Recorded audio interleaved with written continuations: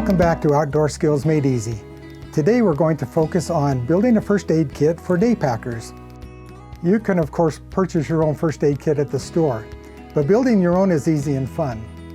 We'll show you how to do that. We've got your back, your elbows, and your knees, so let's go. If you're a day hiker, you'll want something that will fit nicely into your hydration pack. This is a great pack that we found that fits everything that we need. Let's show you what's inside. The first thing that I like to see when I open my pack is nitrile gloves. We want to make sure that we're not transferring germs from ourselves to the patient. The second thing that I have readily available are antiseptic wipes. Then I move to the top of my pack. I've got band-aids of various sizes. Then come my non-stick pads. If it's a little more serious wound, I've got some Steri strips.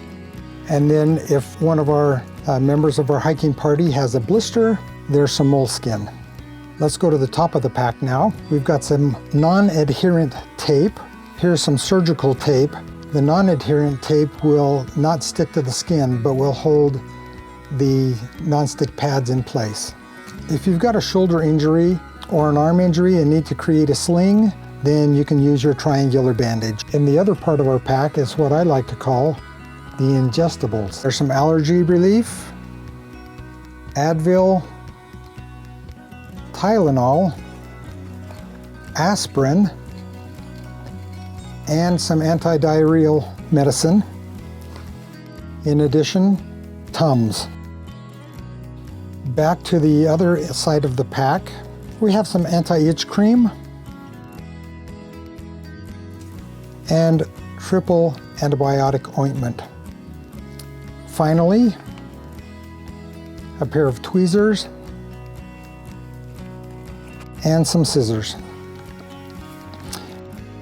And the final thing that I like to have in my pack is just a Ziploc baggie for any trash that might be left over.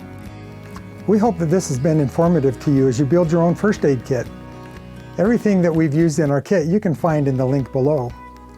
Some of the items will come in a larger quantity than you might need for your basic first aid kit, but you can use those for larger kits or keep them at home.